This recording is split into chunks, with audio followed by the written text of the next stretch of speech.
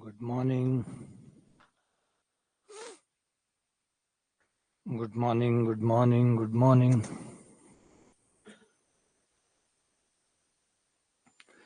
Good morning. Good morning. Good morning. Very, very good morning. Jai Shri Krishna. Jai Shri Krishna. Jai Shri Krishna. Jai Shri Ram. Radhe Radhe. Jai Mahakal. Jai Mahakal. Radhe Radhe.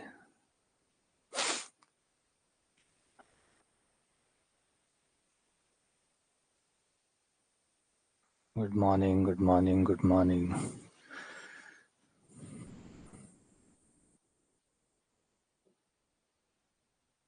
तो last time जो हम कर रहे थे उसी को आगे बढ़ाते हैं और हम सवाल कर रहे थे डायनेमिक्स के अंदर और जो सवाल चल रहे थे लास्ट सवाल जो हमारा हुआ है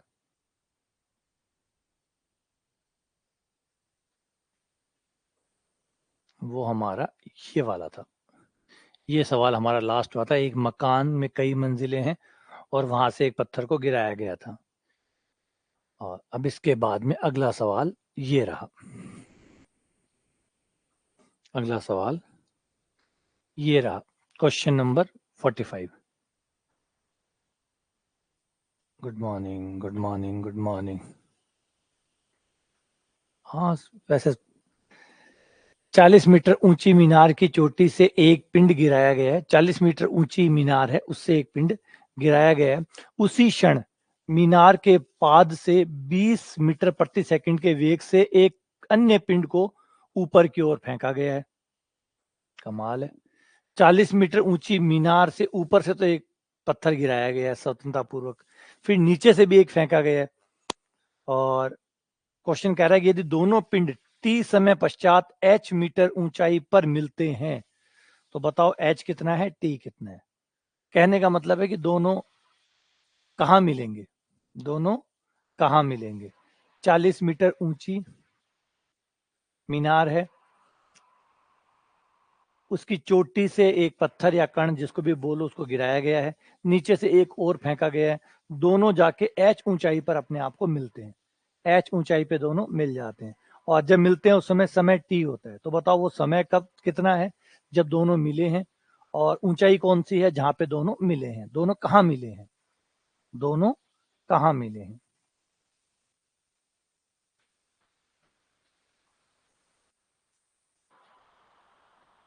दोनों कहाँ मिले हैं।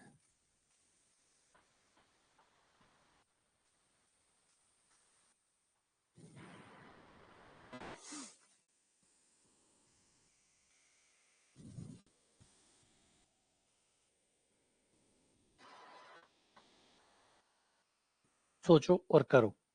40 मीटर ऊंची मीनार है, 40 मीटर ऊंची मीनार है और उसके ऊपर से एक कण गिराया गया और एक पत्थर नीचे से फेंका गया। दोनों जो है टी समय पश्चात h ऊंचाई पर मिलते हैं। पहले इसका एक डायग्राम बना के देखो कि क्या डायग्राम बनेगा इसका। इसका डायग्राम क्या बनेगा।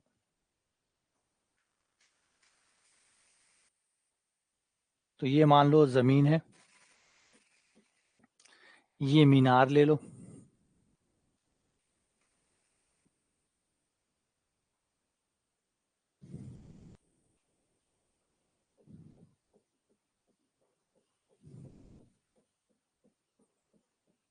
मीनार की ऊंचाई नहीं दी हुई ना, ठीक, ये हम h1 मान लेते हैं, h0 मान लेते हैं। माना मीनार की ऊंचाई h0 है। अब यहां से किसी पत्थर को गिराया गया, यहां से कोई पत्थर गिराया गया, वो पत्थर नीचे आता है, ए पॉइंट से बी पॉइंट तक आता है। इतने में नीचे से एक पत्थर और आता है और दोनों आके इस ऊंचाई पर मिल जाते हैं। दोनों आके इस ऊंचाई पर मिल जाते हैं और ये ऊंचाई जो बताई गई है कि जिस ऊंचाई पे दोनों मिलते हैं वो h है। दोनों h ऊंचाई पर मिलते हैं, दोनों के द्वारा ऊपर से गिराया गया पत्थर, जो ऊपर से गिराया गया है उसका प्रारंभिक वेग 0 होगा, स्वतंत्रता पूर्वक गिराया गया है। जो नीचे वाला है उसका वेग हमें दिया गया है 20 मीटर प्रति सेकंड, इसको 20 मीटर की स्पीड से फेंका गया। और ऑब्वियसली बात है, ये तो आप भी समझ सकते हैं कि जब ऊपर की ओर फेंका जाएगा तो वेग देकर ही फेंका जा सकता है, अपने आप तो ऊपर जाता नहीं है ना। स्वतंत्रता पूर्वक ऊपर तो नहीं जा सकता, स्वतंत्रता पूर्वक ऊपर से छोड़ दें नीचे तो आ सकता है, लेकिन नीचे से ऊपर तो बिना बिना वेग दिए नीचे से ऊपर तो नहीं जा सकता। तो ऑब्वियसली बात है, जब नीचे से फेंका गया होगा तो कोई ना कोई प्रारंभिक वेग जरूर रहा होगा। तो ये इसकी स्थिति है। अब क्वेश्चन ने कहा है कि दोनों को टी समय लगा, टी समय बाद मिलते हैं, टी समय बाद मिलते हैं, इसका मतलब टी समय में ए जो है वो बी पे आ गया होगा, है ना। और ये जो नीचे वाला कण है इसको सी दे देते हैं, ये सी से बी आ गया होगा, दोनों के द्वारा लगा समय सी है। तो सी समय में ऊपर वाले कण ने, प्रथम कण ने कितनी दूरी तय की, H not minus H zero, इतनी दूरी तय की है ऊपर वाले कण ने, ऊपर वाले कण ने इतनी दूरी तय की है। ऊपर वाला जो कण गिराया गया है उसने इतनी दूरी तय की है और इसने टी समय में इतनी दूरी तय की है। इसका प्रारंभिक वेग जो है वो 20 है, उसका प्रारंभिक वेग 0 है। ये इनका डायग्राम बन गया पूरा। अब क्वेश्चन ने पूछा है कि बताओ h कितना है, बताओ t कितना है, h कितना है और t कितना है।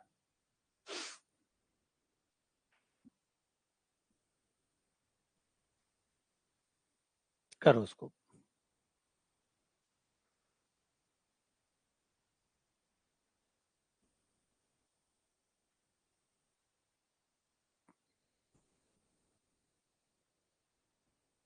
अच्छा, मीनार की हाइट दे रखी है 40 मीटर, ठीक है, एच नॉट 40 है, ये 40 हो गया, तो ये 40 माइनस एच हो गया,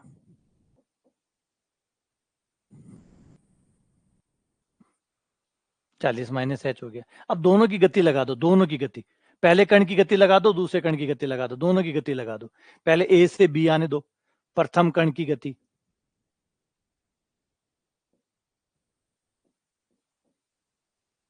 प्रथम कण की गति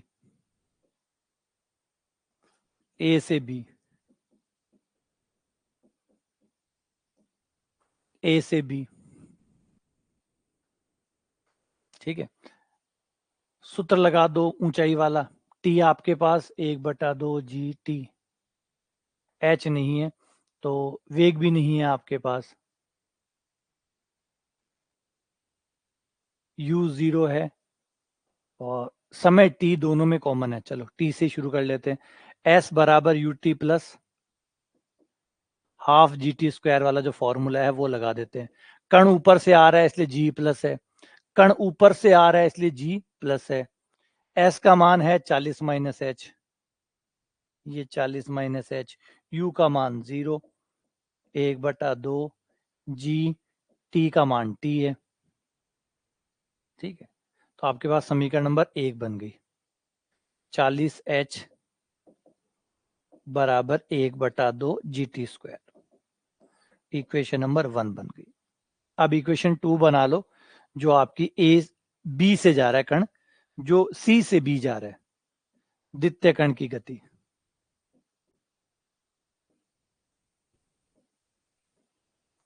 कण की गति,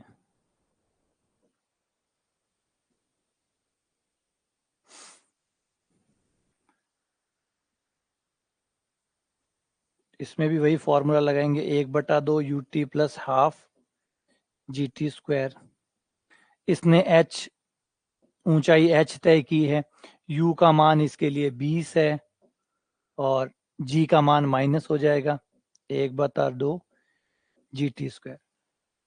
अब हम h का मान समीकरण 1 और समीकरण 2 से h का मान दोनों को जोड़ने पर, 1 व 2 को जोड़ दो, समीकरण 1 प्लस 2 करने पर,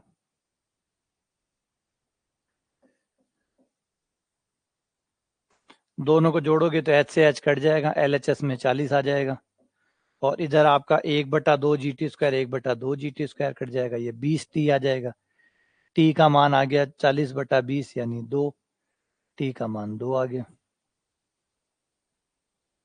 तो ये तो बड़े ही आराम से आंसर आ गया। टी का मान 2 ले जाकर समीकरण में रख दो, किसी में भी, समीकरण 1 में रख दो।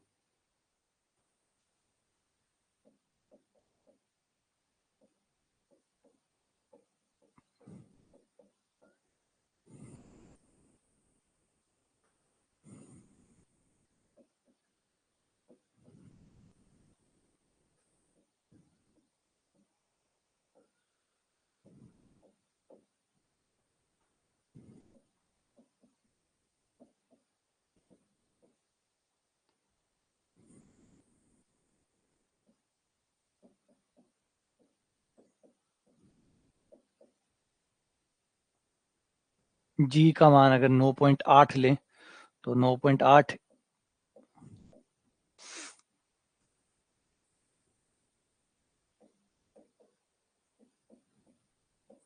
20.4, तो टी बराबर 2 है और एच 20.4 है।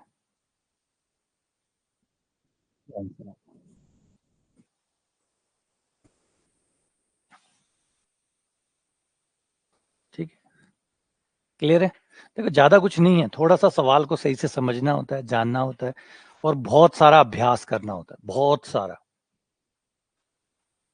सारा अभ्यास करना होता है। ठीक है ना, कि आप बार बार सवाल को करते हैं, बार बार करते हैं, 10 बार करते हैं, 12 बार करते हैं, 20 बार करते हैं, बार बार करते हैं। जादू देखा है आपने? जादू देखा है? क्या लगता है वो जो जादूगर जो स्टेज पे आके परफॉर्म करता है और जिसकी चीज हमें जादू लगती है, वो पीछे उसको कितनी बार दोहरा रहा होगा? एक सेम चीज को वो शायद सैकड़ों बार दोहरा रहा होगा, सैकड़ों बार। जो पीछे जो है ना, बैकग्राउंड स्टेज के पीछे, बिहाइंड द स्टेज देखें हम, तो वो उस चीज को हजारों बार, है ना, जितनी बार वो दोहराता है उतना ही ज्यादा हमें जादू रियल लगता है। जबकि हमें पता है कि वो जादू नाम की कोई चीज नहीं है, वो सिर्फ उसका कारनामा है, उसके हाथों की कलाकारी है, लेकिन फिर भी जादू लगता है ना, क्योंकि वो अभ्यास है। तो और कोई उपाय नहीं हो सकता, ऐसा कोई तरीका नहीं हो सकता, कोई और दूसरा तरीका नहीं है कि हम इसको कैसे कर ले। कैसे? कुछ ही नहीं, निकाला, दोबारा, दोबारा, फिर दोबारा, फिर दोबारा, फिर दोबारा, फिर दोबारा, फिर दोबारा, और उसके बाद फिर दोबारा, और उसके बाद फिर दोबारा, दोहराते रहो, है ना। हाँ, कोई बात नहीं, ये तब समझ में आएगा जब आप इनको कोई 8-10 बार निकाल लोगे, 8-10 बार निकाल लोगे, तब आपको समझ में आएगा कि कौन सा फॉर्म, कोई शॉर्टकट नहीं है, कोई भी नहीं, हमारे पास भी नहीं है। हम आज बेवकूफ बना दें आप लोगों को, कह दें कि नहीं, हमें तो जब से बचपन से मैं पैदा हुआ था तभी मुझे मैकेनिक्स आती थी, मुझे डायनेमिक्स उसी दिन आ गई थी कि कौन सा फॉर्म, मुझे फॉर्मूले दिखने लग जाते हैं सवाल के पास में, यहाँ से मुझे फॉर्मूले दिखने लग जाते हैं यहाँ पे।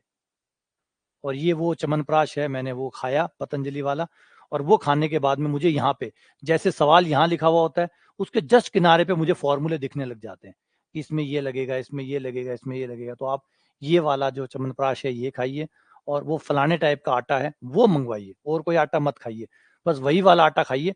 तो आपको फॉर्मूले सवाल में से बाहर निकल निकल के आएंगे, और वो खुद कहेंगे हमें लगाओ, हमें लगाओ, हमें लगाओ। ये बाकी किसी को नहीं दिखेंगे, बस वो पर्टिकुलर आटा जो खाएगा उसी को वो वाले फॉर्मूले दिखने लगेंगे। तो ऐसा कुछ नहीं है, वो सब वही मेहनत है, बार बार निकालते हैं, कई बार निकालते हैं, धीरे धीरे रोशनी बढ़ती चली जाती है, धीरे धीरे जो रोशनी है वो बढ़ती चली जाती है कि अच्छा इसमें ये लगाओ, इसमें ये लगाना चाहिए।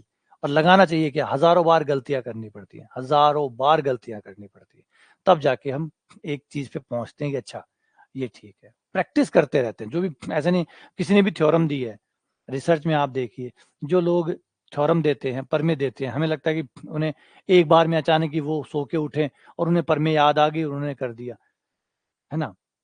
एक बार में उठे होंगे, उनको परमे याद आ गई होगी, उन्होंने प्रूफ कर दिया होगा, नहीं, कई साल जो है वो खर्च करते हैं एक परमे को देने के लिए, 2-2, 3-3, 4-4, कई बार तो 10-10 साल भी लग जाते हैं उन जो थ्योरम को हम जानते हैं, जिसके जैसे कि कोई भी थ्योरम देख लो, कोशी थ्योरम देख लो, कैली थ्योरम देख लो, साइलो थ्योरम देख लो, ये लग रहा है इतनी छोटी है, नहीं है, उम्र बीती हुई है, 8-8, 10-10 साल उन्होंने दिए हुए हैं, तब जाके वो पता लगता है कि अच्छा ऐसे करना चाहिए, ऐसे करना चाहिए, कंटिन्यूअस एफर्ट ऐड होती है, तब जाके चीजें बनती है। वरना ये, जैसे मैं बार बार कहता हूँ कि ये कोई वैसा नहीं है कि आपको पकड़ा दिया कि ये लो, अब आज के बाद में तुम्हें कभी दिक्कत नहीं आएगी। कुछ गलतियां करनी पड़ती है, कुछ सही करना पड़ता है। Question number 46।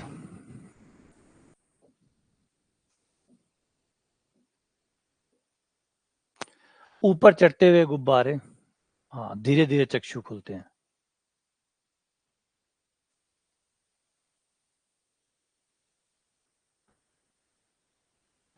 तुम्हें ही करने पड़ेंगे, तुम्हारी जगह कोई और कर ही नहीं सकता, और करेगा तो भी कोई फायदा नहीं। इसमें कोई हायरिंग सिस्टम नहीं है कि आपने किसी को हायर कर लिया। ये आपको ही करने पड़ेंगे, कोई और आपके लिए कर भी नहीं सकता। 10 दिन बाद आए, 10 साल बाद आए, आने आपको ही पड़ेंगे, है ना। तो इसलिए कोई उम्मीद भी ना करें किसी और से कि भाई कोई और आके आपके दुख को कम कर देगा, नहीं, कर ही नहीं सकता। ऊपर चढ़ते हुए गुब्बारे को माथापच्ची करिए, इनसे बार बार करिए।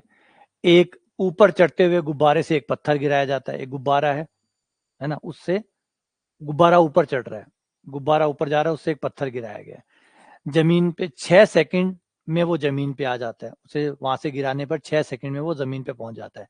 यदि पत्थर को गिराते समय गुब्बारा 12 सेंटीमीटर 1200 सेंटीमीटर की ऊंचाई पर है, तो गुब्बारे का वेग क्या था? जो गुब्बारा जिस वेग से ऊपर जा रहा था, गुब्बारे का वेग क्या था? देखो 6 सेकंड लगे हैं पत्थर को नीचे आने में, 6 सेकंड में पत्थर नीचे आ गया। ऊपर चढ़ते हुए गुब्बारे में से एक पत्थर गिराया जाता है, 6 सेकंड में वो जमीन पे आ जाता है। यदि पत्थर गिराते समय गुब्बारा 1200 सेंटीमीटर की ऊंचाई पे था, तो उस समय गुब्बारे का वेग क्या आ रहा था? ये जी का मान देखिए सेंटीमीटर में है ना। मीटर में होता है तो 9.8 होता है, मीटर में होता है तो 9.8 होता है, 9.8 मीटर पर सेकंड स्क्वायर, लेकिन सेकंड स्क्वायर, लेकिन ये सेंटीमीटर में है तो हो जाता है 980 होता है। लेकिन ये पता नहीं 981 क्यों कहते हैं, शायद हो सकता है कि थोड़ा पूरा पूरा होता हो, हम लोगों को ज्यादा पता ना हो, एग्जैक्ट 9.8 ना होता हो, 9.8 समथिंग समथिंग कुछ होता हो। तो ये 981 बता रहा है, ठीक है, जो बता रहा है वो ले लो। जी का मान 981 सेंटीमीटर पर सेकंड स्क्वायर है। अब बताओ कितना समय, कितना वेग क्या था, गुब्बारे का वेग क्या था? गुब्बारे का वेग क्या था? ये गुब्बारा,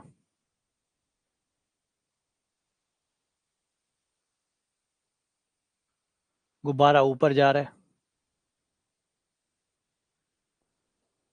जो भी गुब्बारे यू, ठीक है, गुब्बारे से पत्थर गिराया जाता है,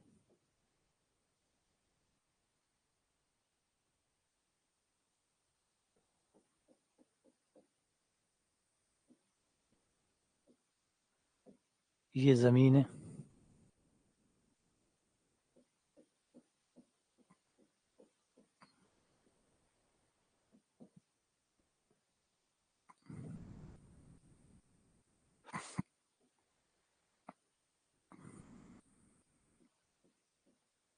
एच का मान 1200 सेंटीमीटर।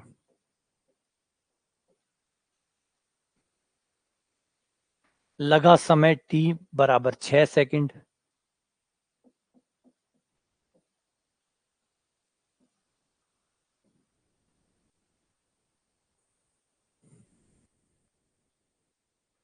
हाँ, शायद कैलकुलेशन सही हो जाए उससे लिए होगा।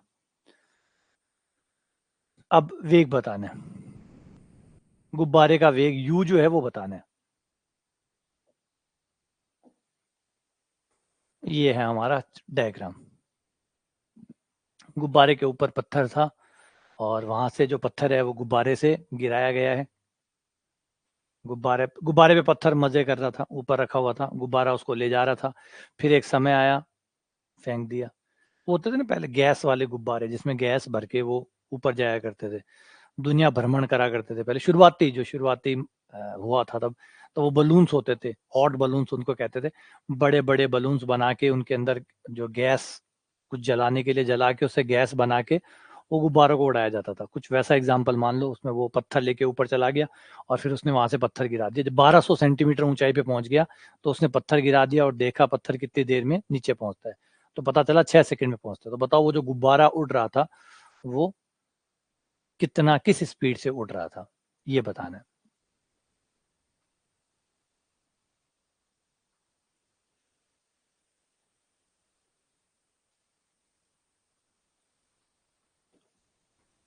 इसके ऊपर मूवी बनी हुई थी, बड़ी फेमस मूवी थी, ऑस्कर जीती हुई मूवी थी, 18 डेज अराउंड द वर्ल्ड।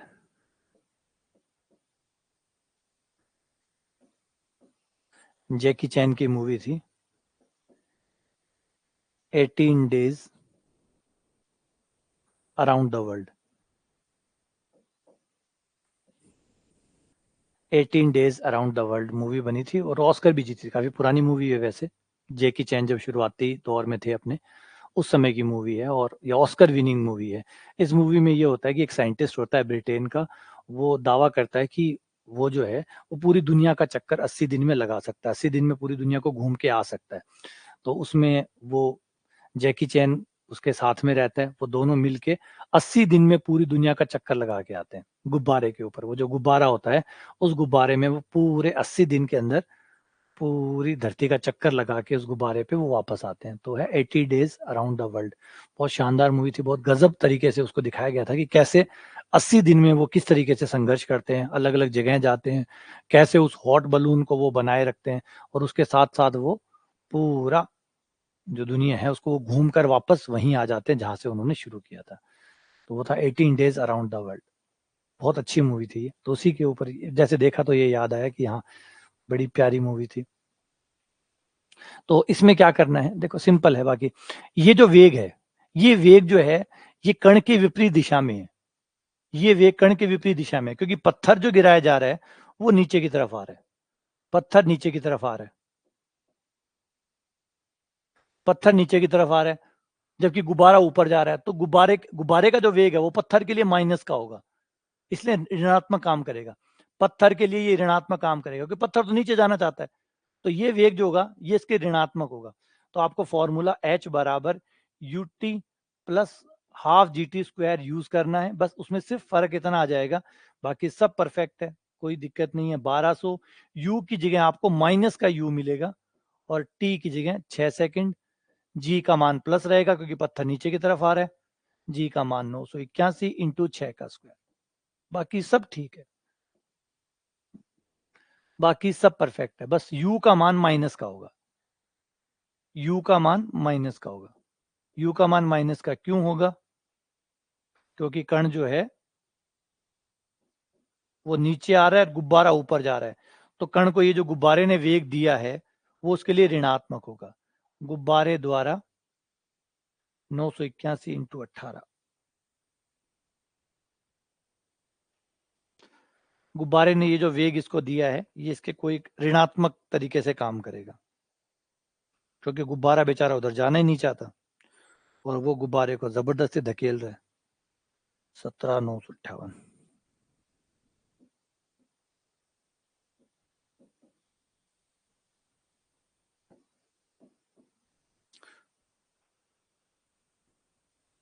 ये 12,000 है या 1200 है? 1200 है।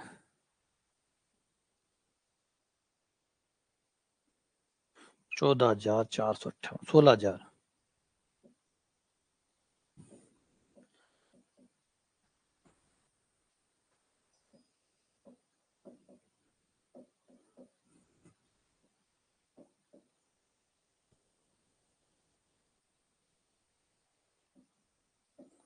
2,743 सेंटीमीटर पर सेकेंड।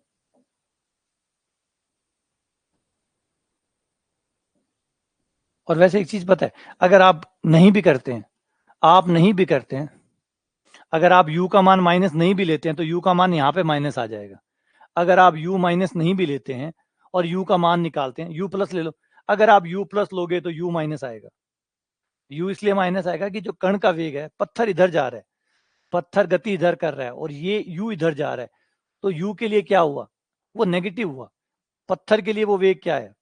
पत्थर के लिए वो वेग क्या है? आपको मान लीजिए इधर जाना है और कोई आपको इधर देख रहा है, तो वेग तो आपको मिल ही गया, लेकिन वो वेग आपके लिए ऋणात्मक है क्योंकि आपको जाना इधर है, आपकी दिशा इधर है। याद रखो, आपने प्लस लिया है इधर के लिए। यहाँ आपने क्या किया, जी को देखो, आपने जी प्लस लिया है। जी प्लस लिया, इसका मतलब ये डायरेक्शन आपकी है, ये डायरेक्शन आपकी प्लस है और ये डायरेक्शन आपके लिए माइनस है। यह डायरेक्शन आपके लिए प्लस है और ये डायरेक्शन आपके लिए माइनस है। तो इस दिशा में जो भी मिल रहा है आपको वो ऋणात्मक है। तो आपका u जो है वो आपके लिए माइनस का होगा। तो यहाँ पे आप u माइनस ले लो, या तो अब u माइनस आप माइनस ले लो तो u आंसर में धनात्मक दिख जाएगा, या फिर आप यहाँ पे प्लस लोगे तो u माइनस में आ जाएगा। वो अपने आप ये समझा देगा कि u जो है वो ऋणात्मक है। इस कण के लिए, गुब्बारे के लिए नहीं, गुब्बारा तो ऊपर ही जा रहा है, गुब्बारे का वेग ऊपर ही है, तो गुब्बारे के लिए वो प्लस है। पत्थर के लिए माइनस है, क्योंकि पत्थर नीचे आ रहा है। पत्थर के लिए वो माइनस है, क्योंकि पत्थर का वेग नीचे की तरफ है, तो पत्थर के लिए वो नेगेटिव काम करेगा, है ना। मान लो कोई वस्तु इधर जा रही है v वेग से, और इसको कोई धकेल रहा है u वेग से, तो u इसके लिए क्या होगा, क्योंकि ये तो इधर जा रही है, ये इसका प्लस है, तो कोई इधर इसको धकेल रहा है, जैसे घर्षण है, घर्षण हमेशा अपोजिट डायरेक्शन में धकेलता है, तो इसलिए घर्षण हमेशा माइनस होता है। घर्षण हमेशा माइनस होता है, क्योंकि वो ऋणात्मक दिशा में उसको धकेल रहा होता है, वो हमेशा उसके अपोजिट चल रहा होता है। तो आप देखिए, ये सदिश राशि है, याद रखिए, बार बार समझाया, सदिश राशि है। यहाँ पे आपको डायरेक्शन का महत्व को रखना पड़ेगा, डायरेक्शन को आप निग्लेक्ट नहीं कर सकते कि किधर जा रहा है। कण अगर उधर जा रहा है और आप इधर वेग दे रहे हो, और आप ये कहो कि 10 तो ये मिल गया, 2 ये मिल गया, इसका वेग 12 हो गया। 12 कैसे हो गया इसका वेग?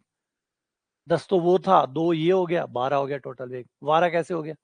नॉर्मल तरीके से भी सोचो, गणित को साइड में रख दो, गणित को साइड में रख दो, और ये सोचो कि इधर कोई गाड़ी 10 की स्पीड से कोई धकेल रहा है, इधर 2 की स्पीड से धकेल रहा है, तो वेग 12 कैसे हो जाएगा? तो इसका मतलब है एक प्लस का माना जाएगा और एक माइनस का माना जाएगा, एक प्लस का माना जाएगा और एक माइनस का माना जाएगा। ये कॉमन सेंस में ही है, गणित की जरूरत ही नहीं है इसको। कॉमन सेंस में भी है कि अगर एक 10 इधर जा रहा है और 2 इधर जा रहा है, तो टोटल वेग कितना बनाओगे आप? टोटल वेग कितना होगा? 8। 8 कैसे आया? इसका मतलब एक प्लस का है और एक माइनस का है, एक प्लस का है और एक माइनस का है, तो वही है। अब कण का जो वेग है वो इधर की तरफ है, नीचे की तरफ है, तो ये वाला वेग इसके लिए प्लस है, तो ये वाला वेग इसके लिए क्या हुआ? माइनस। ठीक है ना, क्लियर है? हाँ, परिमाण समान होगा, मात्रा समान होगी, लेकिन डायरेक्शन, सदिश राशि है ना, हम यहाँ पे वेग की बात कर रहे हैं, वेग सदिश राशि है, और सदिश राशि का मतलब यही है कि उसकी दिशा को ध्यान रखना होगा, और आप इनको नॉर्मली जोड़ भी नहीं सकते। अगर आपको मैं सदिश मत नहीं मानता, मत मानो, नहीं मानोगे तो आपके आंसर गलत आएंगे, क्योंकि ये वो चीजें हैं जो अपने आप को अपने आप को सदिशों से जोड़ती है। ये चीजें सदिश राशि है। अब सदिश राशियों को अगर आप अदिशों की तरह जोड़ेंगे तो परिणाम गलत आने ही आने। कोई राशियां अगर सदिश राशि हैं और आप उनको अदिश राशियों की तरह जोड़ोगे तो परिणाम तो गलत आएंगे ना। एग्जाम्पल देखो, आप इनको नॉर्मल जोड़ नहीं कर सकते। जैसे ये कोई पिंड है, इस पे 10 न्यूटन का बल इधर लग रहा है और 2 न्यूटन का बल इधर लग रहा है, क्या इस पे नॉर्मल वाला जोड़ काम करेगा? 10 + 2 = 12 होगा? नहीं ना। क्या इसमें 10 + 2 12 होगा?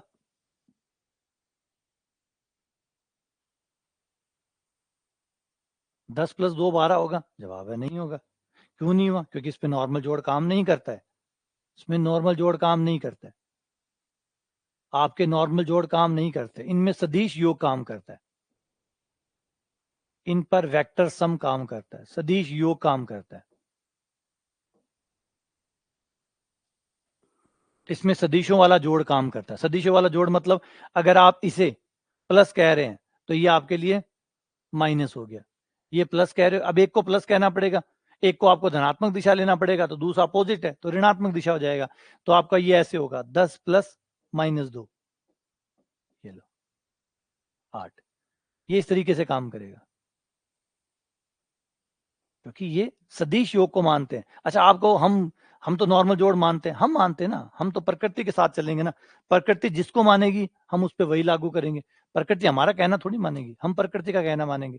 अब प्रकृति में ऐसे ही जोड़ होता है, प्रकृति में जोड़ ऐसे ही होता है, तो जैसे प्रकृति में जोड़ होता है हम वैसे ही करेंगे। हम ये थोड़ी हमारे वाला जोड़, या प्रकृति को चिल्ला के कह सकते हैं भैया नहीं 10 + 2 12 करना पड़ेगा, आज तो ठीक है, कल से 12 होना चाहिए। तो प्रकृति क्यों मानेगी? प्रकृति को हम मानेंगे, प्रकृति हमें नहीं मानेगी। तो प्रकृति कहती है कि सदिश योग है, तो सदिश योग है, सदिश योग। अच्छा, हम प्रकृति को नहीं माने और हमारे वाला नियम लगा दें तो क्या होगा?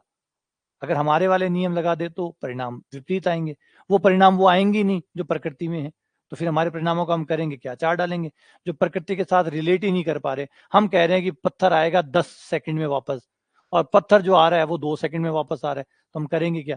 हम प्रकृति को कहेंगे क्या ठीक करो अपने आप को, वापस से पत्थर को ऊपर ले जाओ, 10 सेकंड में आना चाहिए। प्रकृति क्यों मानेगी हमारी बात को? हम प्रकृति को मानेंगे, हमें हमारे जोड़ बाकी ठीक करने पड़ेंगे प्रकृति के हिसाब से। जैसे प्रकृति काम करती है उसके अनुसार हमें हमारे समीकरण बनाने होंगे, ठीक है ना।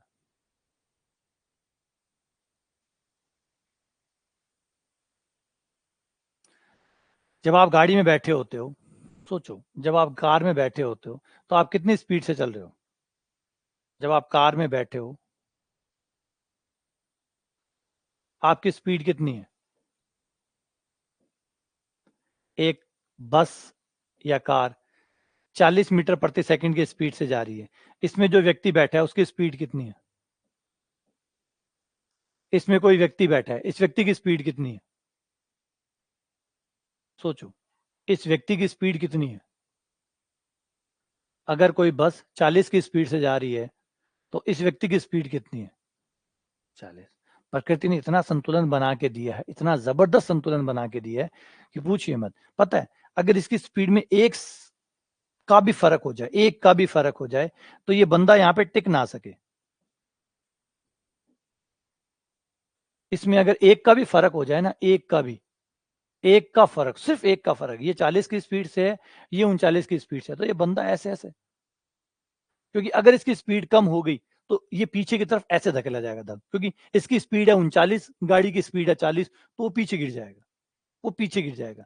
और अगर इसकी 40 के बजाय 41 हो जाए, इस व्यक्ति की 41 हो जाए,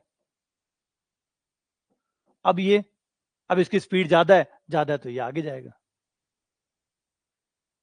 तो इसलिए हम जब गाड़ी में बैठते हैं तो हम अपने आप को गाड़ी के हवाले कर देते हैं, गाड़ी जिस स्पीड से हमें चलाती है हम उसी स्पीड से चलते रहते हैं, वही 40 की स्पीड हमारी हो जाती है, हमारी भी 40 की स्पीड है। अचानक ये गाड़ी गायब हो जाए तो हम 40 की स्पीड से आगे गिरेंगे। ब्रेक मार के देख लो, ब्रेक मार के देखो, अगर ये जो है ये अपनी स्पीड को सीधा जीरो कर दे, ब्रेक लगा दे, ये जीरो कर दे, तो आपके साथ क्या होगा? आप 40 की स्पीड से आगे जाके गिरोगे, क्योंकि ब्रेक उसके लगे, आपके नहीं लगे। आप और गाड़ी दोनों एक साथ थे, आप दोनों ने 40 की स्पीड गेन कर ली, गाड़ी ने जो स्पीड दी वो आपने ले ली। अब गाड़ी ने वो स्पीड दे दी, अचानक गाड़ी ने ब्रेक लगा दिया तो गाड़ी की स्पीड तो जीरो हो गई। अब आपकी स्पीड, आपका ब्रेक लगा नहीं, आपका लगा नहीं, तो आप 40 की स्पीड से कांच तोड़ते हुए बाहर आओगे, है ना। आप यहां से कांच तोड़ते हुए सीधा बाहर, सीधा रोड पे। देखा एक्सीडेंट में क्या होता है, जब आप एक्सीडेंट होता है तो आदमी सीधा कांच तोड़ता हुआ बाहर निकल के आता है। अच्छा, आदमी कांच तोड़ता हुआ बाहर क्यों आया? क्योंकि गाड़ी पे ब्रेक लगते ही गाड़ी ने अपनी स्पीड जीरो कर ली, गाड़ी ने स्पीड जीरो कर ली, आपकी तो ब्रेक लगी नहीं ना, ब्रेक तो गाड़ी के लगे, आपके नहीं लगे। अब आप में तो वो स्पीड है, अब आपकी स्पीड, तो आपका ब्रेक कैसे लगेगा? आपका ब्रेक लगेगा जाके कांच से टकराने पर या सामने वाली सीट से टकराने पर, किसी और चीज से जब आप टकराओगे तो आपको ब्रेक लगेगा। तो आपके अंदर वो ब्रेक तो है नहीं जो गाड़ी वाले हैं। तो आपके ब्रेक कौन से? आपके ब्रेक है जाके टकराओ, किसी से जाके टकराओ ताकि आपको ब्रेक मिल सके, है ना। वो ब्रेक जो चाहिए ना, वो ब्रेक मिल सके। अब हम देख तो बेल्ट होता है, तो बेल्ट क्या करता है? बेल्ट यही काम करता है, बेल्ट आपको वो ब्रेक देता है।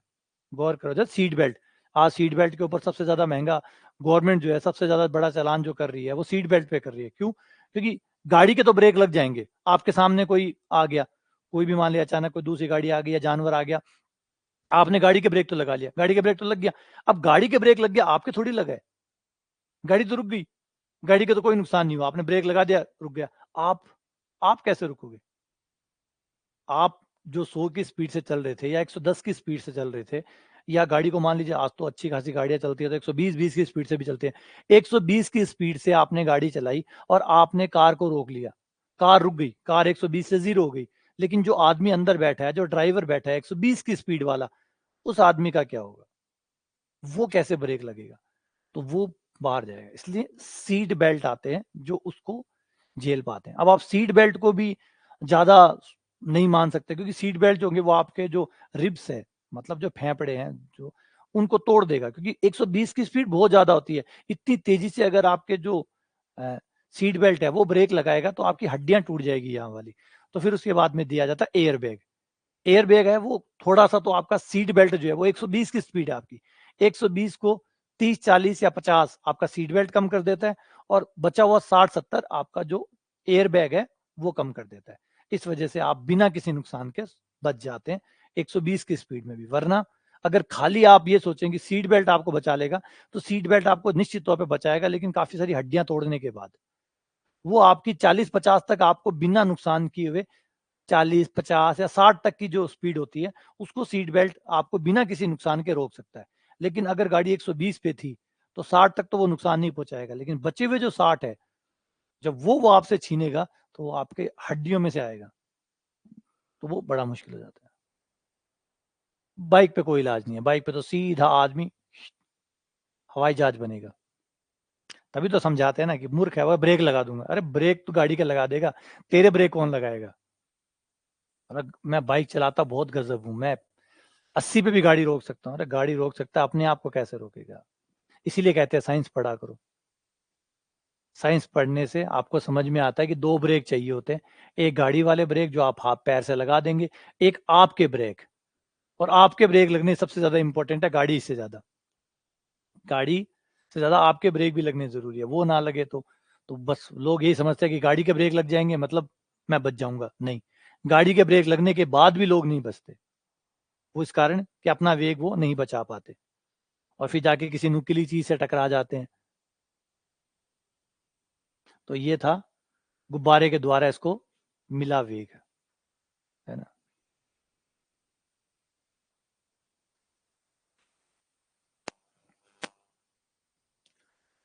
अगला, M1 M2 द्रव्यमान के दो कण को H1 और H2 ऊंचाई से गिराने पर जो समय का अनुपात होगा वो कितना होगा? लिया, समय का अनुपात कितना होगा?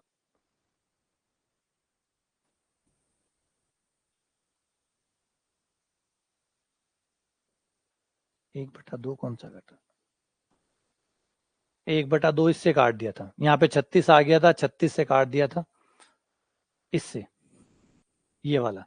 इसको 18 कर दिया था, 981 को 18 से गुणा कर दिया।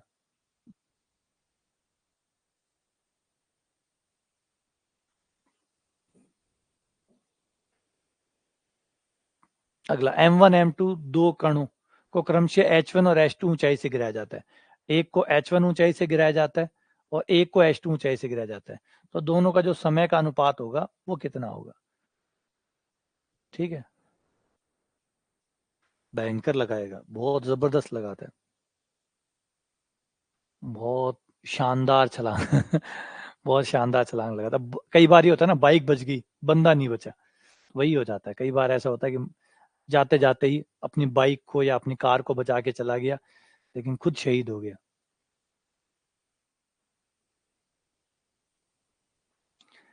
H1 H2 ऊंचाई से कण को फेंका गया है, उसका जो समय का अनुपात है वो बताओ। सिंपल सा, एकदम एकदम सिंपल है।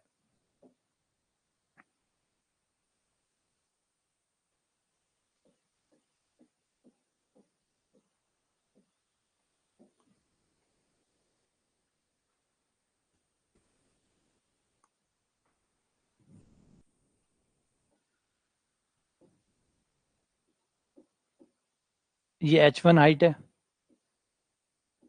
यहां से एक कण को गिराया गया,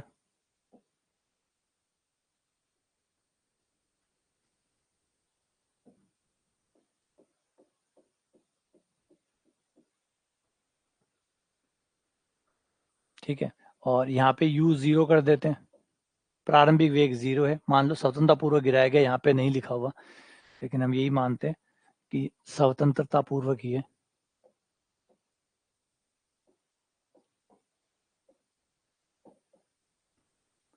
और जो समय लगा वो T1 है।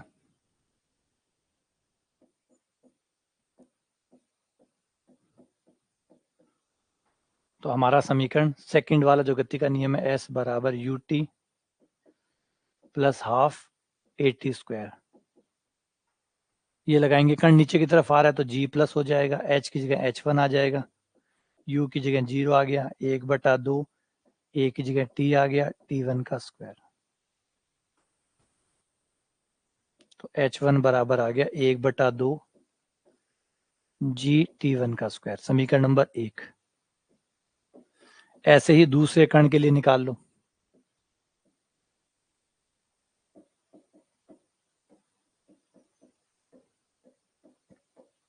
सेम चीजें आएंगी, बस ऊंचाई अलग है।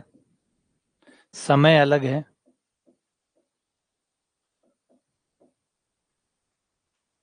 ये दूसरे कण की आ गई, पहले और दूसरे दोनों कणों की आ गई, बाद में भाग दे दो, समीकरण 1/2।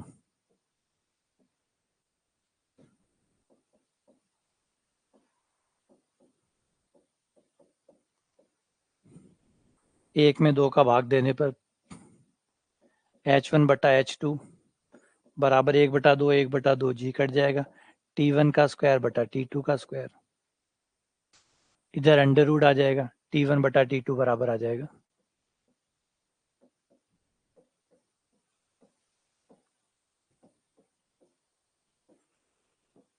H1/H2 under root. तो ये आंसर आ गया नंबर बी। लिया गया समय जो होगा वो H1/H2 के अंडर रूट में होगा। ठीक है, चलो आगे बढ़ते हैं। ये रहा,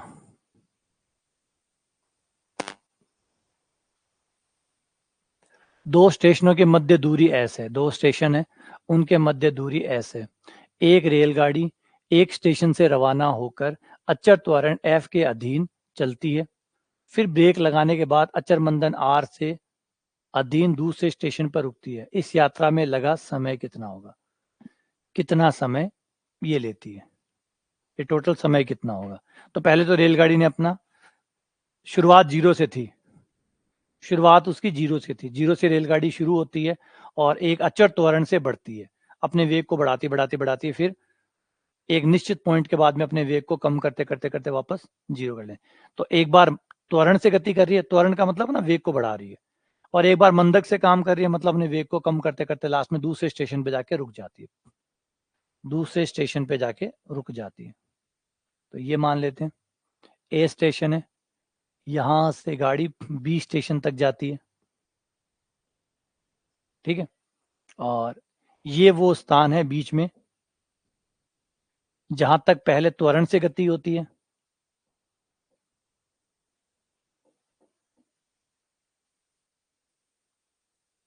और ये मंदक से, मतलब ऋणात्मक त्वरण।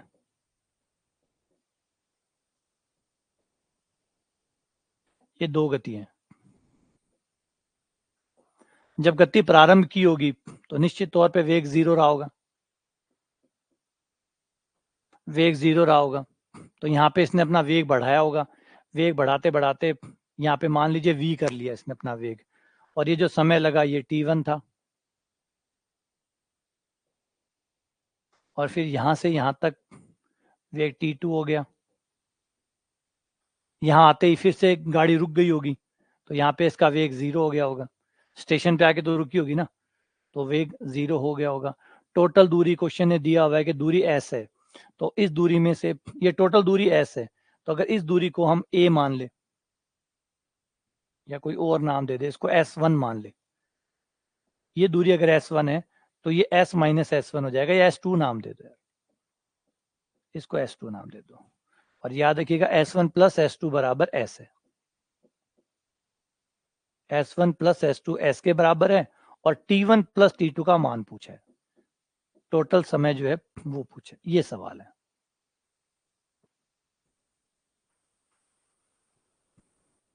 ये सवाल है, ये डायग्राम है, ये सब कुछ है।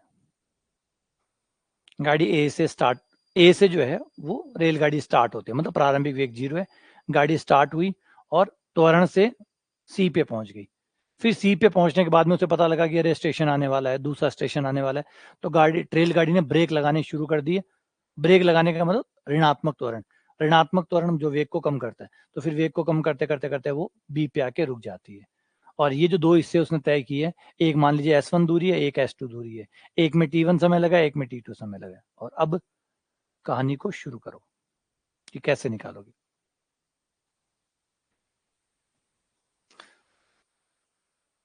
सोचो, यूज करो कि कैसे आप इनका इस्तेमाल करोगे।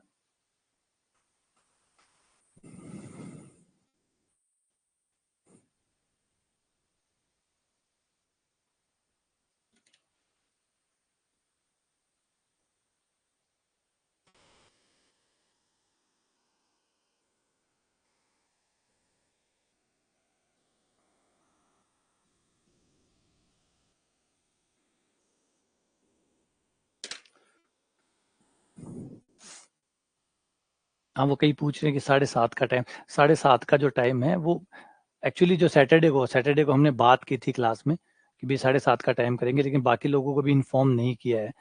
तो इन्फॉर्म नहीं करने की वजह से ये था कि अगर आज 7:30 क्लास लगाते हैं तो कई बच्चे अपने 8:30 बजे वाले टाइम पे आएंगे और उनको पता लगेगा कि क्लास तो हो चुकी, तो फिर वो ठीक नहीं है। इसलिए आज की क्लास उसी नेचुरल टाइम पे लिए।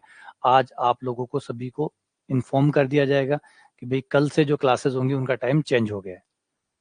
कल से हमारा जो टाइम है वो चेंज हो जाएगा, वो रह जाएगा, एक तो कर देंगे 7:30 का और एक कर देंगे 10:30 का, ताकि आप आधे दिन में ही फ्री हो जाओ। एक 7:30 पहली क्लास और दूसरी को कर देंगे 10:30 का। ये लो, आप लोग फ्री। दोपहर में 12 बजे तक आपकी क्लासेस फ्री हो जाएंगी। हाँ नहीं, वो एक्चुअली इन्फॉर्म नहीं था ना, बाकी लोगों को इन्फॉर्म नहीं किया था, तो बाकी सब अपने टाइम पे आते हैं 8:30 बजे, फिर वो कहते हैं सर हमें इन्फॉर्म नहीं किया आपने, क्लास लगा दी, ये लगा दी, है ना। हमें तो सबका सोचना पड़ता है, दिक्कत वो रहती है।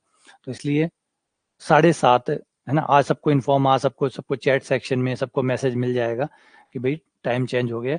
और दो टाइम रहेंगे, एक 7:30 वाला रहेगा और एक 10:30 वाला रहेगा, ताकि 12 बजे तक आप लोग,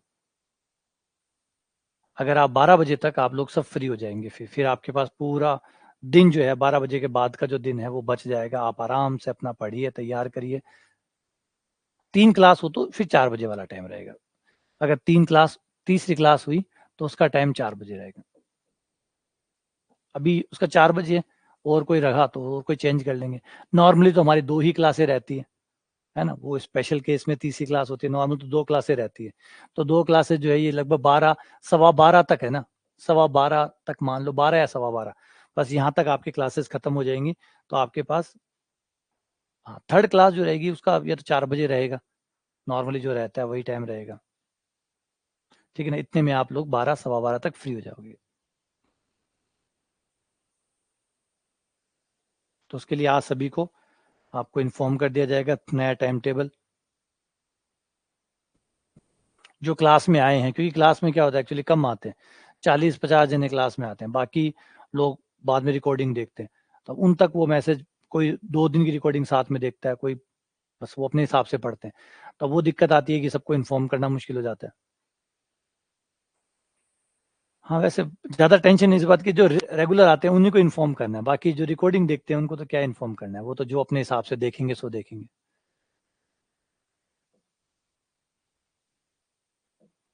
चलो आ जाओ, गति को शुरू करते हैं। ये मजेदार सवाल है, पता नहीं आप लोगों को क्यों इतना बुरा लगता है इन सवालों के साथ। जल्दी तो उठते ही होंगे, बच्चे स्कूल चले जाते हैं इतने में तो हमारे। जब मैं क्लास लेने आता हूँ तब तो मेरे बच्चे स्कूल जा चुके होते हैं। T1 plus T2 S1 plus S2 बराबर S। और अब गति का पहले ए से सी तक की गति को कवर करते हैं, ए से सी तक, ए से चल के सी तक जाते हैं। ए से सी तक पहले तो समय निकाल लेते हैं टी वाला, वो हमारा रहेगा, यहाँ पे v वेग हो गया, यहाँ वेग 0 है, तो ये वाला सूत्र लगा रहा हूँ, v बराबर u प्लस 80 वाला। ठीक है, v का मान v है, यहाँ पे हमने वेग v माना हुआ है, तो v हो गया, u आपका 0 हो गया, और a की जगह f हो गया, t की जगह t1 हो गया। तो t1 का मान इससे आ जाएगा v बटा f, ये t1 आ गया। समीकरण नंबर 1 नाम दे दो। दूसरा और लगाओ, दूसरा हो जाएगा आपका S1 वाला। S1 वाला ये वाला लगा दो, v स्क्वायर बराबर u square plus 2as। v की जगह v है, u की जगह 0 है, प्लस 2a की जगह f है, और s की जगह S1 है। तो S1 बराबर आ जाएगा v स्क्वायर बट्टा 2f, v स्क्वायर बट्टा 2f। ये आपका बन गया नंबर 2, समीकरण 1, समीकरण नंबर 2। ये हमारी गति हो गई ए से लेकर सी तक। अब गति और भी करवानी है, गति करवानी है बी, सी से लेकर बी तक, सी से बी तक, बस यही सब कुछ लगा दो। बस थोड़ा सा चेंज होगा, थोड़ा सा क्या चेंज होगा कि यहां से यहां तक जाओगे तो प्रारंभिक वेग तो हो जाएगा v। कई लोगों को प्रारंभिक वेग की बड़ी दिक्कत होती है, प्रारंभिक वेग हमेशा, गति चाहे कहीं भी करे, प्रारंभिक वेग यही लेके चलते हैं, ये नहीं है प्रारंभिक वेग।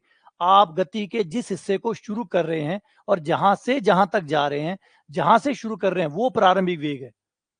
वो प्रारंभिक वेग है। गति को जहां से भी शुरू कर रहे हैं, आप जहां से भी टाइमर ऑन करेंगे कि भाई मैं गति को यहां से यहां ले रहा हूं, तो ये प्रारंभिक वेग, ये अंतिम वेग, ये लिया गया समय, ये दूरी, वही सब कुछ होता है ना। कई कंफ्यूजन, प्रारंभिक वेग वही है क्या? प्रारंभिक वेग तो वो होता है जो प्रारंभ शुरू है। तो प्रारंभिक शब्द का मतलब ये नहीं कि जो प्रारंभ वाला है, एकदम शुरू वाला। फिर तो आदिकाल वाला आता समय, आदिकाल वाला समय, आदिकाल वाला समय मतलब जब समय शुरू हुआ था तब से। ऐसा नहीं है। प्रारंभिक वेग का मतलब है जिस गति का टुकड़े को आप बात कर रहे हैं, उस गति के टुकड़े में जहां से भी आप वेग को काउंट करना शुरू कर रहे हैं, अब आप सी से बी जा रहे हैं, तो आपके लिए प्रारंभिक कौन हुआ? सी। अंतिम कौन हुआ? बी। अभी आप जब ए से सी जा रहे थे, तो प्रारंभिक कौन था? ए। अंतिम कौन था? सी। अब आप सी से बी जा रहे हैं, तो प्रारंभिक क्या हुआ? सी। अंतिम क्या हुआ? बी। मैं यहां से अगर जयपुर जाता हूं, तो मेरा प्रारंभिक हुआ बीकानेर, अंतिम क्या हुआ? जयपुर। लेकिन कोई जयपुर से दिल्ली जा रहा है, तो उसके लिए प्रारंभिक जयपुर, अंतिम दिल्ली। तो हर किसी का प्रारंभिक अंतिम अलग अलग होगा। जो गति की बात आप कर रहे हैं, जहां वो गति कर रहा है, जहां वो ट्रेवल कर रहा है, वो जहां से शुरू कर रहा है, वो उसका प्रारंभ है, वो अगला उसका अंतिम है। तो अब हम सी से बी जा रहे हैं, तो ये हमारा प्रारंभ हुआ और ये हमारा अंतिम हुआ, है ना।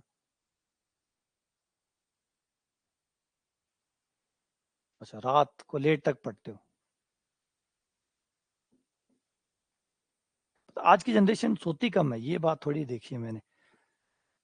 आज की जनरेशन कम सोती है।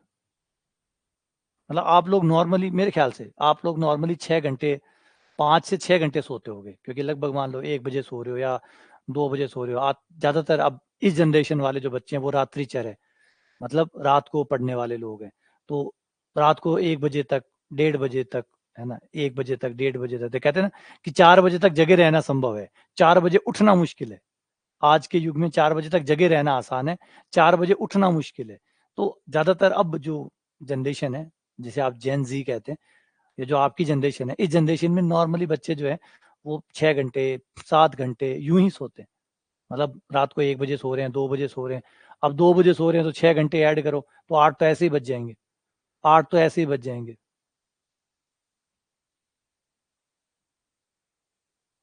है ना।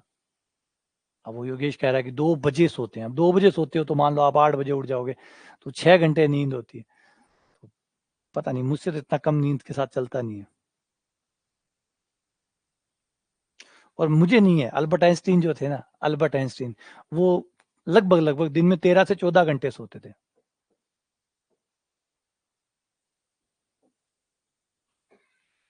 अल्बर्ट आइंस्टीन जो थे वो 13 से 14 घंटे की नींद लेते थे। 13 से 14 घंटे की नींद। और वो जीनियस थे, कोई दो राय नहीं है। तो वो हमेशा कहते थे कि मेरी जो क्रिएटिविटी है, मेरी जो इमेजिनेशन है, उसका जो बड़ा सोर्स है वो नींद है, वो सोना है। तो मैं जो सोता हूँ, मैं जो नींद लेता हूँ, उसकी वजह से मैं ज्यादा क्रिएटिव, ज्यादा इमेजिनेशन कर पाता हूँ, ज्यादा अच्छे से सोच पाता हूँ। अगर मेरी नींद कम हो जाए तो मैं उतना अच्छा प्रभाव नहीं कर पाऊंगा। अगर मैं अपनी 13 घंटे की नींद को 8 घंटे में कन्वर्ट कर दूं, तो मैं, वरना मैं 2 घंटे में भी ज्यादा अच्छा कर पाता हूँ। मैं 2 घंटे में भी 8-10 घंटे के बराबर काम कर पाऊंगा, अगर मेरी नींद 13-14 घंटे की पूरी हो जाती है। तो वो अपने आप से, हिसाब से, हर किसी के लिए अलग अलग जोड़ बाकी है। कोई के लिए काम नहीं करता, मोदी जी 3-4 घंटे सोते हैं, वो 3-4 घंटों में भी फ्रेश रहते हैं। और बहुत सारे मैंने देखे हैं जो आर्ट ऑफ लिविंग वाले जो लोग हैं, वो लोग 3 घंटे सोते हैं। वो 3 घंटे सोते देखे हैं मैंने, ये मजाक नहीं है। कोई ऐसा नहीं कि वो आपको लग रहा हो कि वो झूठ बोल रहे हैं, बिल्कुल झूठ नहीं बोलते। वो लोग 12 बजे के आसपास, 11-12 बजे सोने जाते हैं, और लगभग 3 बजे वो उठ के तैयार हो जाते हैं, नहाना धोना शुरू कर देते हैं। तो होते हैं वो 3 घंटे, लेकिन वो प्रॉपर है, वो उनकी मशीन थी, उनकी बायोलॉजी 3 घंटे की है। तो वो उनकी बायोलॉजी है, वो मेरी बायोलॉजी नहीं है। अल्बर्ट आइंस्टीन की बायोलॉजी 14 घंटे की थी, वो 14 घंटे सोते थे। और एक हेनरी पॉइनकेयर थे, मैथमेटिशियन थे, हेनरी पॉइनकेयर। और one of the best universalist कहा जाता है उनको, क्योंकि उन्होंने मैथ्स के अंदर बहुत शानदार नई नई खोजें जो है वो बहुत सारी की थी, बहुत सारी इन्वेंशन, बहुत सारी डिस्कवरीज की थी हेनरी पॉइनकेयर ने। हेनरी पॉइनकेयर तो पूरे दिन काम करने में भी विश्वास नहीं करते थे। वो तो कहते थे कि अपना 10 बजे वो बैठते थे, अपना जो भी रूटीन वर्क होता था मैथ्स का, जो वो करते थे, प्रॉब्लम सॉल्व करते थे, वो 10 बजे बैठते थे, और लगभग लगभग 1 बजे वो उठ जाते थे अपनी टेबल पे से। 10 बजे बैठे, 1 बजे अपनी टेबल से उठ जाते थे, फिर पूरे दिन भर वो टेबल पे नहीं बैठते थे, पूरे दिन भर वो टेबल पे नहीं बैठते थे, फिर वो पढ़ते नहीं थे। बस जो काम करना था 10 बजे से लेकर 1 बजे तक वो करते थे, और 1 बजे के बाद में वो सारा काम बंद कर देते थे, कुछ नहीं करते थे। फिर घूम रहे हैं, जो भी कर रहे हैं, जहां भी जा रहे हैं, परिवार में जा रहे हैं, और कोई काम जो भी है वो कर रहे होते थे। बस काम करना 10 से 3, बस 10 से 1, सॉरी 10 से 1, वो 3 घंटे काम करते थे। और वो इन्होंने अपनी जिंदगी में इतने सारे बड़े काम किए। तो ये अलग अलग लोग हैं। पॉइंकर अपने हिसाब से काम करते थे, अल्बर्ट आइंस्टीन अपने हिसाब से काम करते थे। अगर आप हिटलर को देखें, हिटलर भी ऐसे ही थे। हिटलर भी रात को 3-3, 4-4 बजे तक जागते थे, मूवीज देखते रहते थे। वो पढ़ता नहीं था, अलग बात है, वो मूवीज देखते थे। वो लगभग 3-4 बजे तक मूवीज देखते थे, और 3-4 बजे मूवीज देख के वो सोते थे। और 4 बजे बंदा वो सोया हुआ, वो दोपहर में 2 बजे उठता था। 4 बजे सो के दोपहर में 2 बजे उठते थे।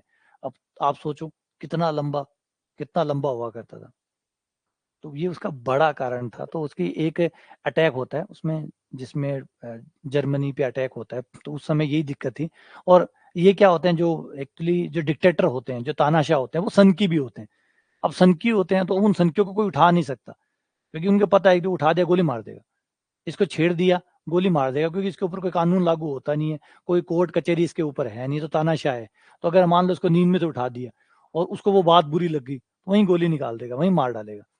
तो बहुत सारे जो युद्ध हुआ करते थे, वो उसमें लोग उसको इन्फॉर्म ही नहीं करते थे कि भाई वो सो रहा है, रहना उठेगा तब इन्फॉर्म करेंगे।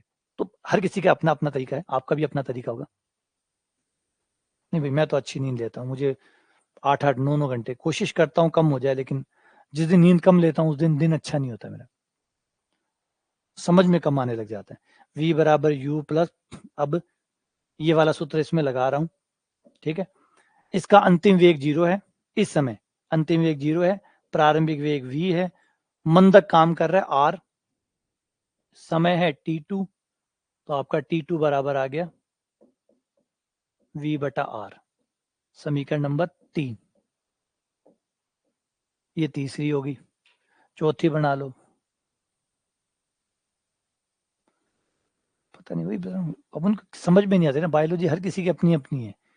फिर भी आप फ्रेश हो, आपकी पढ़ाई ठीक हो रही है, पहले ये चेक कर लो, बस ये बड़ी बात है। आप 14 घंटे सो चाहे 18 घंटे सो, आपका काम सही से हो रहा है ना, बस ठीक है। पॉइंट के 3 घंटे ही काम करते थे, और इतना काम कर दिया जितना लोग 18 घंटे में भी नहीं करते। उन्होंने 3 घंटे में ही इतना काम कर दिया, लोग 18 घंटे में भी नहीं कर पाते। तो ये कोई रूल नहीं है, रूल है आउटपुट का, आप आउटपुट कितना दे पाते हैं। वी स्क्वायर बराबर यू स्क्वायर प्लस 2as। अब इस बी से, ये जो सी से बी वाली गति है, इसमें लगा रहे हैं। अंतिम वेग 0 है, प्रारंभिक वेग v है, त्वरण मंदक है r, और दूरी है s2। तो यहां से आप s2 निकाल लो, s2 बराबर v स्क्वायर बटा 2r। ये लो, ये हो गया 3 नंबर, ये 4 नंबर।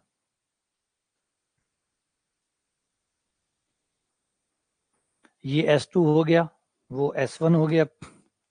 अब S1 S2 दोनों मिला के S है, यहाँ पे मान रख दो। S1 प्लस S2 बराबर S1 प्लस S2 बराबर S है, मान रख दो। S का मान, S1 का मान है हमारा v स्क्वायर बटा 2f, v स्क्वायर बटा 2r बराबर S। v स्क्वायर बटा 2 कॉमन, ये हो गया 1/f प्लस 1/r बराबर S, समीकरण नंबर 5। अब एक समीकरण और बना लो समय वाली। मान लेते हैं कि टोटल समय t है, तो t1 प्लस t2 बराबर t है, तो t1 प्लस t2 बराबर t मान लेते हैं। टोटल समय जो निकालना है, t1 का मान वहां से ले लो v बटा f, t2 का मान v बटा r बराबर t, v कॉमन निकाल लो, 1/f प्लस 1/r।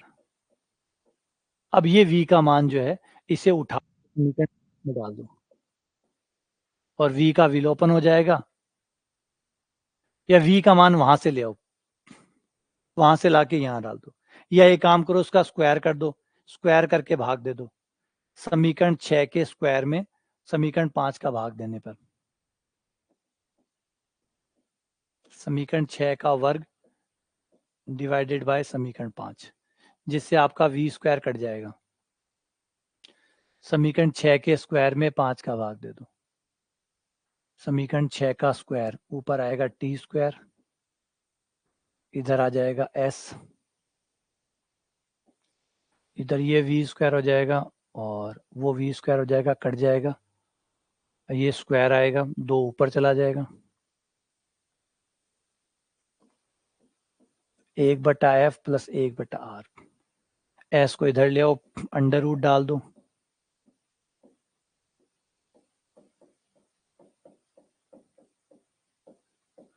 ये आंसर आ गया। ये टोटल समय आ गया।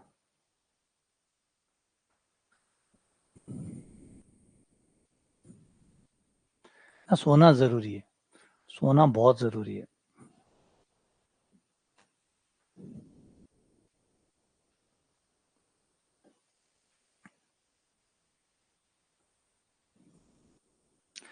अगर आप शुरुआत में, क्या होता है, जैसे अपनी नींद को, जितनी पर्याप्त नींद है, मान लीजिए 8 घंटे, 8 घंटे की नींद को अगर आप 7 घंटे में चेंज करते हैं बाई डिफेक्ट, भाई डिपेंड करता है, देखो सबकी 8 घंटे नहीं होती, कोई 4 घंटे में भी फ्रेश महसूस करता है, कोई 6 घंटे में फ्रेश महसूस करता है, कोई 12 घंटे में, वो अलग अलग वेराइटी है। नींद को ऐसे ही पहचाना जाता, आप सो के उठो, उठने के बाद आपको कैसा लग रहा है, अगर आपको अच्छा लग रहा है, अगर आप ज्यादा नींद लोगे, जितनी 8 घंटे की है, आप 10 घंटे सो रहे हो, 10 घंटे बाद आप उठोगे तो आप परेशान होकर उठोगे, क्योंकि आपको अब लगेगा कि आप ज्यादा सो गए हो।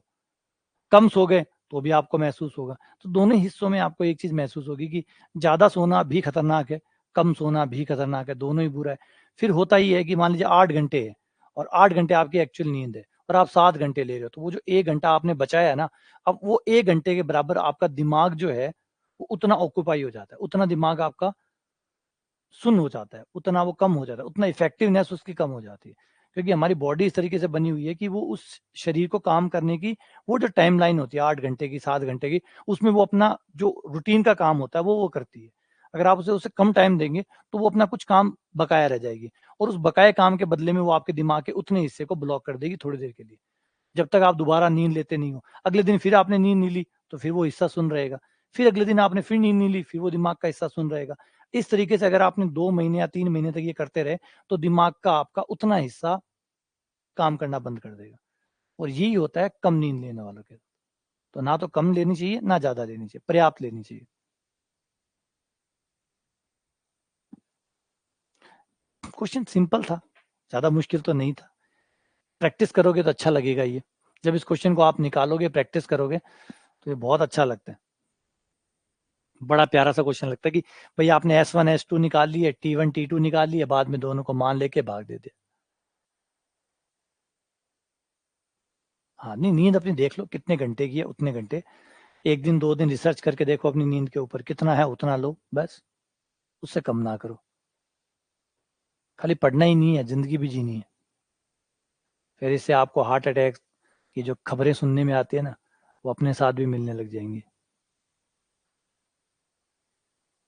सब बैलेंस बनाना पड़ता है, खाली पढ़ाई अकेली नहीं है। ऐसा ही एक सवाल और है, ये एक और है। एक रेलगाड़ी एक समान त्वरण F1 से शुरू होती है, कुछ दूरी चलने के पश्चात वह F2 मंदन से चल के B पे रुक जाती है। यदि A से B के मध्य दूरी 4 किलोमीटर है और 4 मिनट का समय लगता है, तो इनका मान कितना होगा। अभी हमने फॉर्मूला बना दिया इसके लिए फॉर्मूला बनाया है अभी। T बराबर under root 2S 1/F plus 1/R। T का मान क्वेश्चन ने दिया हुआ है 4 मिनट और दूरी दी हुई है 4 किलोमीटर, तो T का मान 4, दूरी का मान 4 किलोमीटर, F की जगह F1 दिया है और R की जगह F2 दिया है। दोनों तरफ वर्क कर दो और ये हो जाएगा 16/8 बराबर 2। 1/F1 प्लस 1/F2 बराबर आ गया 2। 1/F1 प्लस 1/F2 बराबर 2। तो ये उस वाले सवाल से आपको फायदा मिल गया। है ना, उस वाले सवाल का जो है वो फायदा यहाँ मिल गया। एक सवाल और भी है जिसमें बैलेंस गति होती है। ट्रेन जो है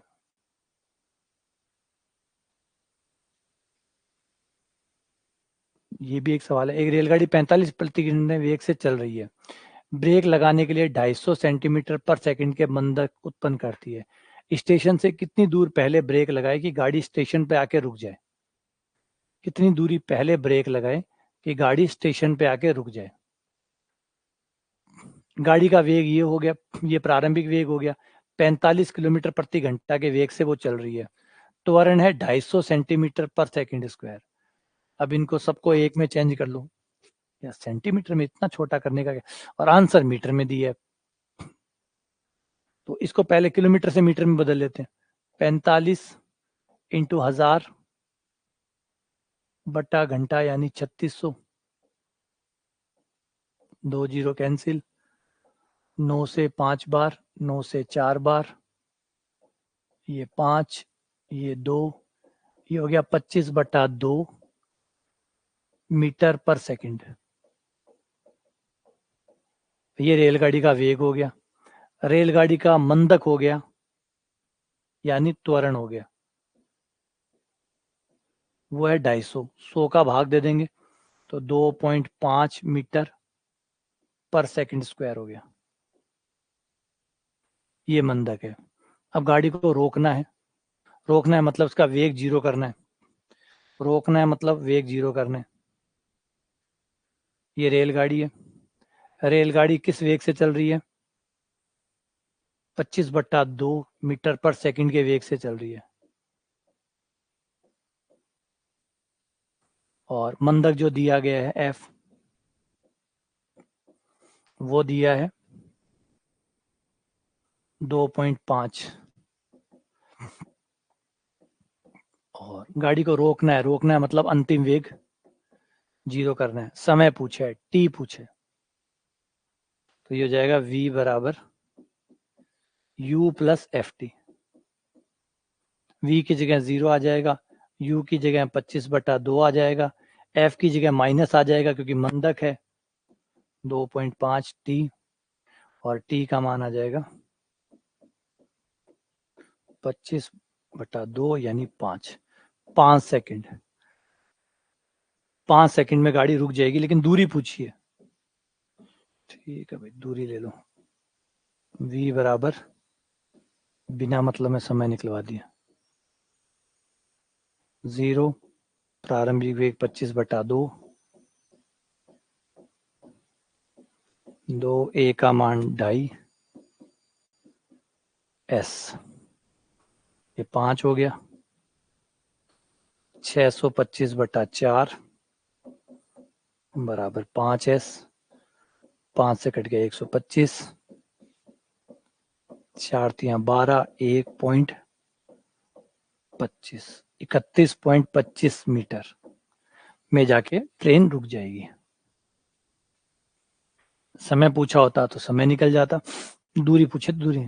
तो सिंपल से सवाल है, बस थोड़ा सा एक बार कहानी को समझ जाओ। देखो कोई अवकलन नहीं करना होता कुछ और, खाली 3 फॉर्मूले हैं। एस बराबर u t plus half a t square, v बराबर u plus f t, v square बराबर यू स्क्वायर प्लस 2s। तो कौन सा लगेगा? गलत लगाओ, पहले पहले गलत लगाओ फिर सही लगेगा, तो ये समझ में आएगा कि ये गलत क्यों है, ये सही क्यों है। भाई 3 ही तो फॉर्मूले हैं, 3 ही तो फॉर्मूले। पहला लगा के देख लो, नहीं आया। दूसरा लगा के देख लो, नहीं आया, तो तीसरा लग जाएगा। लगना तो है कोई ना कोई। तो ये खुद से करोगे ना, गलतियां करोगे तो पता लगने लगेगा कि कौन सा फॉर्मूला लगाना चाहिए। लगाना चाहिए इसका जवाब तो करने से आएगा। तो जितना बार आप निकालेंगे सवाल को, गलत निकालेंगे, उसी से अंदाजा होता जाएगा कि ये गलत है। गलत करने का भी फायदा होगा, इससे पता लगता है कि ये नहीं लगाना चाहिए, ये नहीं करना चाहिए, है ना। हम जिंदगी में दोनों चीजें सीखते हैं, ये भी सीखते हैं कि क्या करना चाहिए और ये भी सीखते हैं कि क्या नहीं करना चाहिए, है ना। आप केवल ये नहीं सीख सकते कि क्या करना चाहिए। ठीक है,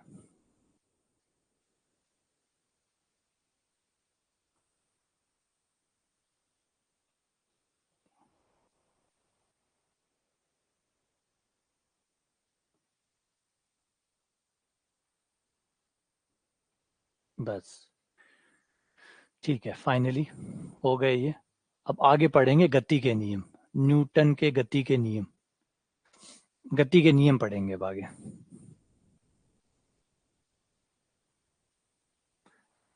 ऐसा टेंशन ना लो। देखो ओवर थिंकिंग बुरी नहीं है। अगर आप लोग ये सोच रहे हैं कि ओवर थिंकिंग बुरी है, तो बिल्कुल ओवर थिंकिंग बुरी नहीं है। ओवर थिंकिंग तब बुरी है जब लगातार आप स्विच करते रहते हैं। जब अगर आप स्विच करते रहते हैं, अभी जैसे मान लीजिए आप दरवाजे के बारे में सोच रहे हैं, इतने में आप खिड़की के बारे में सोचने लगे, इतने में आप छत के बारे में सोचने लगे, ये थोड़ा सा गलत हो जाता है। ये थोड़ा सा, ये जो ओवर थिंकिंग है ना, ये डिस्ट्रैक्शन है। ये ओवर थिंकिंग नहीं है, डिस्ट्रैक्शन हो गया। अगर आप एक चीज के बारे में सोच रहे हैं, मान लीजिए पढ़ाई के बारे में, अगर आप पढ़ाई के बारे में सोच रहे हैं, सारा दिन पढ़ाई के बारे में सोच रहे हैं, तो आप सही दिशा में सोच रहे हैं। ये ओवर थिंकिंग जो है ये फायदेमंद है ना। जितने भी, अगर आप बड़े से बड़े किसी भी साइंटिस्ट को उठाएं, किसी भी मैथमेटिशियन को उठाएं, सब ओवर थिंक करें, सब ओवर थिंक करें। और मैथ्स एक सब्जेक्ट ऐसा है जिसमें हाथ पैर कम काम करते हैं और ये ज्यादा काम करता है। तो है ना, तो ये जरूरी भी है कि हम लोग ये ज्यादा, क्योंकि हमारे, हम कोई WWE में जाने वाले हैं नहीं, कोई ओलंपिक में हम जाते नहीं है, हाथ पैर हमारे ज्यादा काम आते नहीं है, क्योंकि जिस सब्जेक्ट में हम हैं, जिस विषय में हम हैं, वो विषय इसका है, तो वो इसी का है। तो हमारे शरीर हाथ पैर कम एक्टिव रहते ही रहते हैं, तो ये कोई स्वाभाविक बात है। बस जो ओवर थिंकिंग आप कर रहे हो, बस उसको एक दिशा में रख लो, वो पर्याप्त है। बस इतना करो, भटकाना मत, ये खतरनाक है। तो जो खतरनाक है वो सिर्फ है अलग अलग दिशाओं में सोचना। ओवर थिंकिंग बिल्कुल बुरी नहीं है ना। अल्बर्ट आइंस्टीन सारा दिन रिलेटिविटी के बारे में सोचते थे, सारा दिन सोचते थे कि कोई वस्तु अगर तेज चल रही हो तो उसको दुनिया कैसी नजर आएगी। जब वो शुरुआत में, जब अपने पहले हिस्से में थे, तो उन्होंने पूरी, मतलब जैसे समय, शुरुआती जो समय था, वो तो उनका जैसे एजुकेशन में निकला, तो एजुकेशन में जो सबसे पहला ट्रैक उनके दिमाग में आया था, वो ये आया था कि जब कोई चीज गतिशील होती है, कोई वस्तु स्थिर है, जैसे मैं रुका हुआ हूं तो मुझे दुनिया कैसे दिख रही है, अलग है, ये दिख रही है। अगर मैं गतिशील हो जाऊं तो क्या दुनिया मुझे वैसी नजर आएगी जैसी अभी है? तो उन्हें लगा कि नहीं, ऐसा नहीं हो रहा। गतिशील अवस्था में आपको चीजें थोड़ी अलग नजर आती है, मतलब बदलाव आने लग जाता है। यानी इसका मतलब है ये दुनिया दो तरीके से काम करती है, एक तो स्थिर लोगों के लिए और एक गतिशील लोगों के लिए। जो गति कर रहे हैं उनके लिए दुनिया अलग है, जो स्थिर है उनके लिए दुनिया अलग है। इस वजह से सारी रिलेटिविटी जो है वो वहीं से निकल के आती है। वो हुआ किस वजह से? ओवर थिंकिंग की वजह से। तो गलत नहीं है, ओवर थिंकिंग बेस्ट है। बस सही दिशा में हो, सही दिशा में सोचते रहो, दिशाएं चेंज मत करना, है ना। जैसे लेजर है, सबसे ज्यादा खतरनाक होती है लेजर। लेजर क्यों खतरनाक होती है? क्योंकि वो एक ही डायरेक्शन में जाती है, उसका डायरेक्शन एक होता है, इसलिए वो खतरनाक होती है। अगर वो ऐसे बिखर जाए तो, अगर लेजर का प्रकाश बिखर जाए तो वो उतनी इफेक्टिव नहीं रहेगी। तो लेजर जैसा है ना, अगर आप एक चीज के बारे में सोच रहे हैं और बार बार सोच रहे हैं, तो आप उसके विशेषज्ञ बन जाएंगे, उसके बेहतर हो जाएंगे। लेकिन बदलते रहेंगे कि आज ये सोच रहा हूँ और कल कुछ और सोचने लग गया, या कल क्यों, कुछ देर बाद ही कुछ और सोचने लग गया, वो फिर डिस्ट्रैक्शन है, वो सिर्फ आपके दिमाग को खराब करेगा, उससे ज्यादा कुछ नहीं। तो सोचते रहिए, है ना। मैथ्स का बच्चा तो सोचेगा नहीं तो और क्या करेगा? हमारे पास हाथ पैर मारने के लिए और कुछ है ही नहीं, सोचने के लिए ही है। तो सोच रहे हो तो सही कर रहे हो आप।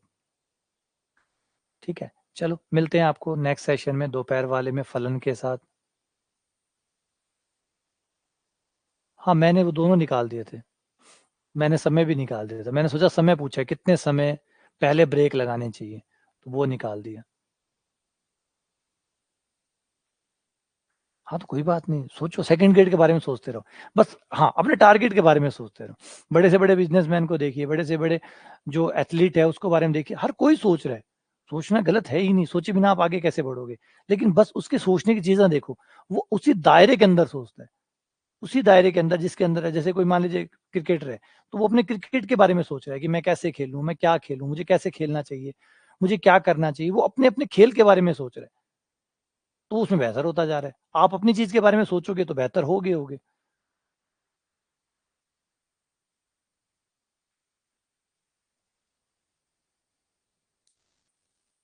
ठीक है, चलो मिलते हैं आप लोगों से।